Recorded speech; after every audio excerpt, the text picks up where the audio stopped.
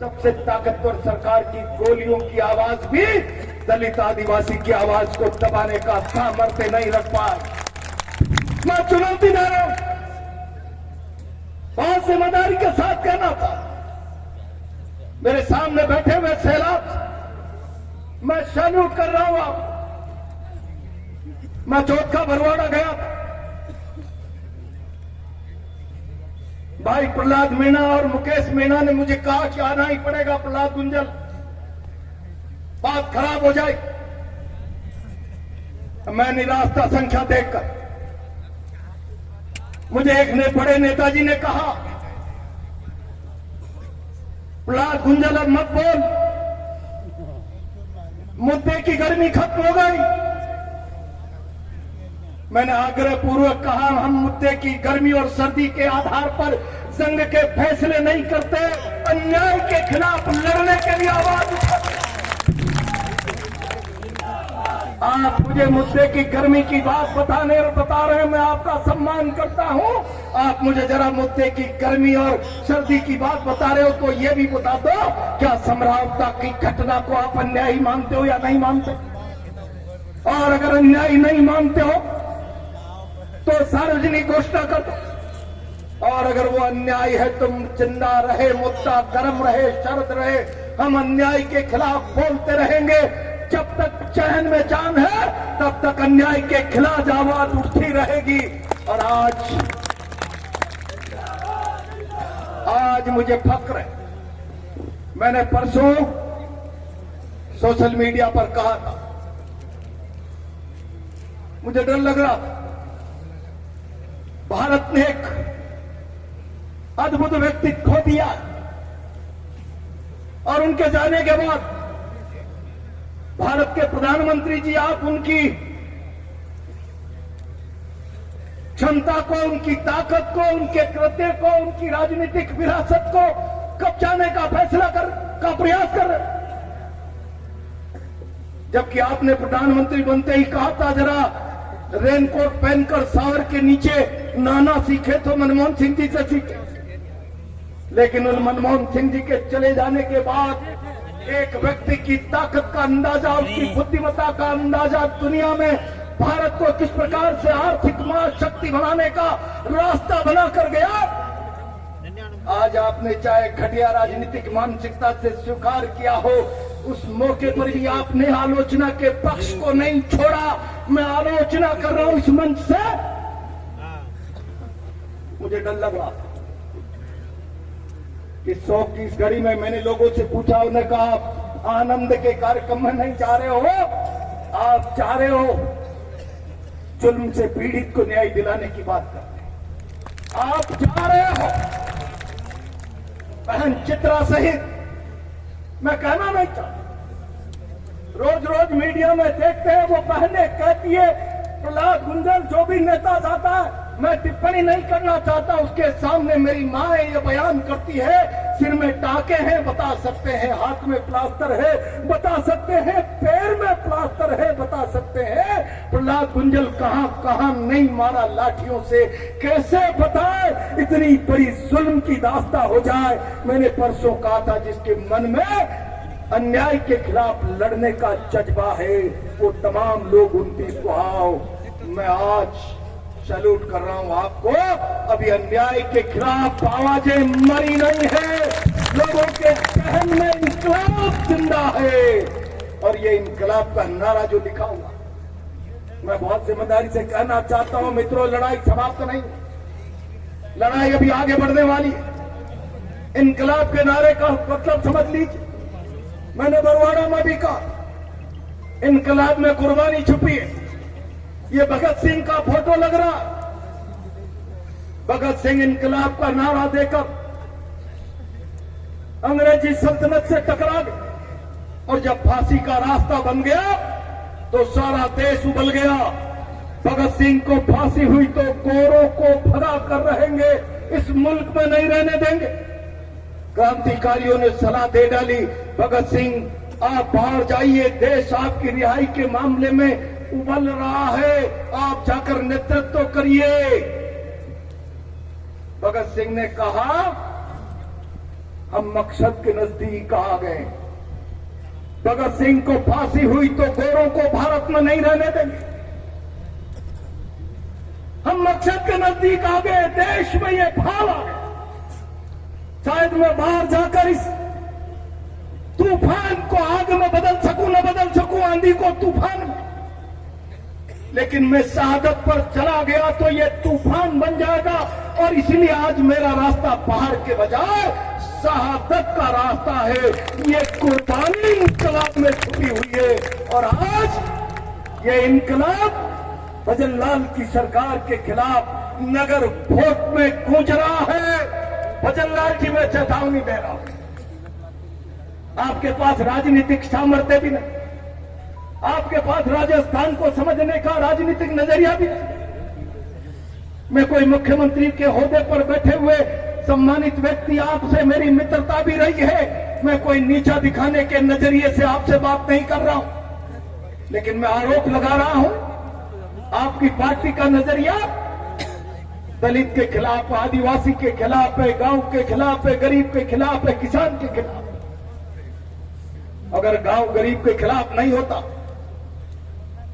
मैंने देखा अभी खातरियावास जी कह रहे, किरोड़ी लाल जी का सीमेंट फैक्ट्री आंदोलन, खातरियावास जी आपने उस आंदोलन को देखा होगा। प्रहलाद गुंजल उस आंदोलन में 25 दिन तक भरतपुर की सेवर जेल में रहकर आया था। 25 दिन। मैं इस मन से कहना चाहता, एक उम्रदराज नेता भजन लाल जी, जिस रोज डॉक्टर किरोड़ी लाल ने पुलिस की लाठियों से अपने आप को अस्पताल में पहुंचाया होगा, राजनीति में आपका जन्म भी नहीं हुआ होगा। आप मुख्यमंत्री बन गए, लेकिन आपने क्या मर्यादा रखी? समझौता में कहकर चले गए, हम न्यायिक जांच कराएंगे, एक एक पाई की भरपाई कराएंगे। आपने उस आदिवासी इतने बड़े वरिष्ठ, जिसका जीवन पूरे राजस्थान के नौजवान किसान आदिवासी दलित के लिए लड़ते लड़ते होम हो गया, आपने उसका मानवर्धन किया, आपने उसके साथ अन्याय किया, उसको नीचा दिखाने का प्रयास किया। मैं किरोड़ी लाल जी से कहना चाहता हूं, किरोड़ी लाल जी, क्यों मौन हो? भजन लाल शर्मा अगर आज मुख्यमंत्री की कुर्सी पर बैठे हैं तो भारतीय जनता पार्टी में केवल अकेले किरोड़ी लाल का संघर्ष पिछले 5 सालों का आधार बना है। बोलो इस सवाल के लिए, मौन धारण मत करो। समझौता को न्याय चाहिए, उठकर खड़े हो मुख्यमंत्री के खिलाफ और बोलो कि राजस्थान का आदिवासी आपके साथ खड़ा है, लेकिन मौन धारण मत करो, जिल्लत बर्दाश्त मत करो। इस सरकार ने आपको हाशे का आदमी बनाकर खड़ा कर दिया। आपके संघर्ष के इतिहास को इस सरकार ने दफनाने का कार्यक्रम बना दिया। मैं आज समरावता की इस नगर भोट की धरती से चुनौती दे रहा हूं, भजन लाल जी, आप कितनी ही आदिवासी विरोधी मानसिकता रखते, ये फितरत। पहले धर्म के आधार पर लोग लड़ाएं, हरियाणा में ओबीसी के आप लोगों को आपस में लड़ाएं। मैं बहुत इस पर नहीं कहना चाहता, लेकिन मैं इतना कहना चाहता हूं, जातियों को लड़ाकर, जातियों में मतभेद पैदा करके, जातियों को हताश निराश करके, प्रताड़ित पीड़ित करके सत्ता आपका मकसद है, ये राजस्थान समझ गया है। मैं इस मन से आपको चेतावनी दे रहा हूं। मित्रों, मैं बहुत लंबी बात नहीं करूंगा। मैं आज थोड़ा सा उत्साहित, मंच पर सारे लोग जिम्मेदार लोग बैठे हुए, मैं तमाम जिम्मेदार लोगों से आग्रह करना था, मेरे भाई नीटू जी भी मध्य प्रदेश से आए, चंडेल जी मेरे भाई वो भी आए, कुछ लोग और भी हैं आदिवासी नेता, 2 विधायक बाप पार्टी, कुछ रिटायर्ड अधिकारी बैठे हैं, कुछ समाज सेवी बैठे हैं, कुछ सरपंच लोग बैठे हैं। मेरे सामने धड़कता हुआ गोला नौजवान बैठा हुआ, जिसके अंदर आग। मैं मंच से आग्रह कर रहा हूं, मांग पत्र हमारा तैयार है, मंच पर हम बुलाकर अधिकारी को ज्ञापन देंगे और साथ में चेतावनी देंगे। मैं आज आप लोगों को यह नहीं कहना चाहता हूं, मैं कई जिलों में घूमा हूं इस बैठक के लिए, और मैंने एक ही बात कही, कि प्रजातंत्र में सरकारों को डराने का हथियार चंबल है।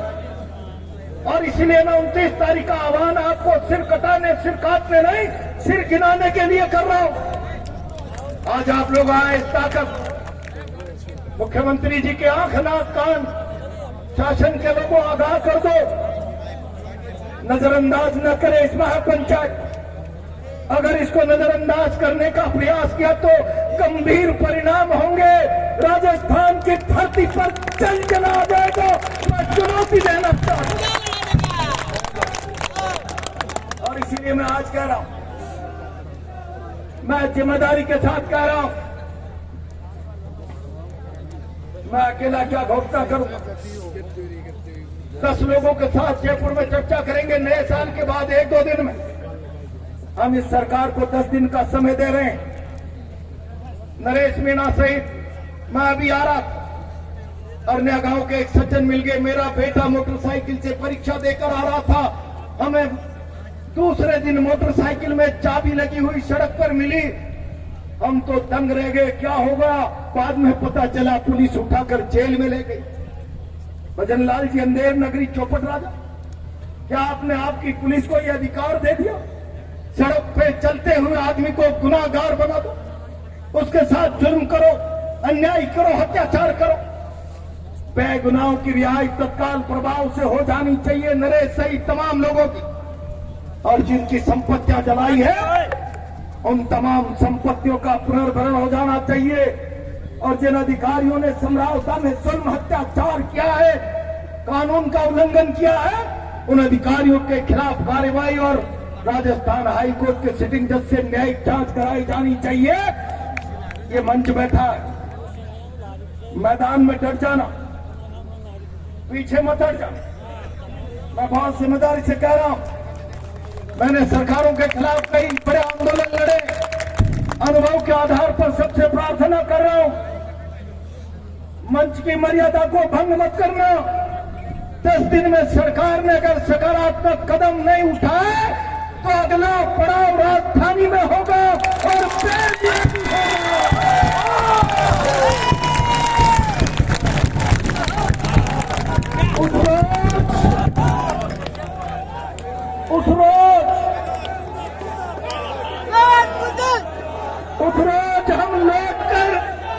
उस रोज हम सुबह जाएंगे, शाम को लौट कर नहीं आएंगे जब तक निर्णय नहीं हो जाएगा। और भजनलाल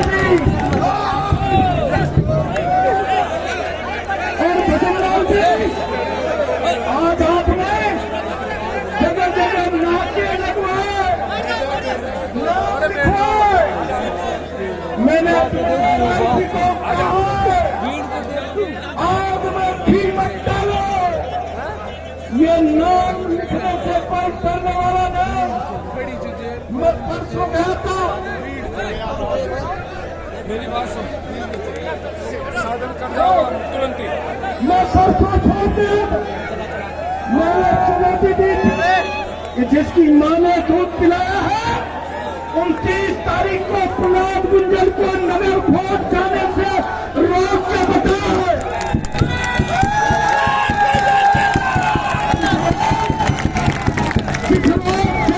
चलेंगे,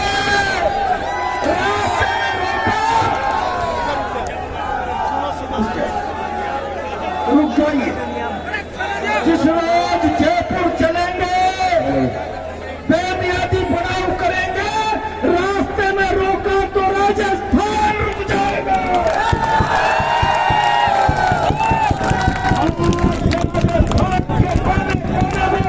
इस बात का हलक जगा दो।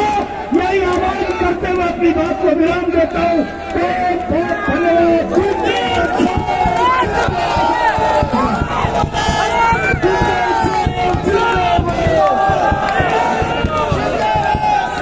ये सभी भाई नीचे बैठ जाए, व्यवस्था बनाए रखें। सभी भाई नीचे बैठ जाए, क्रांतिकारी भाई सब नीचे बैठ जाए, व्यवस्था बनाए रखें। अभी तक बहुत क्रांतिकारी भाषण बाकी है। हमारे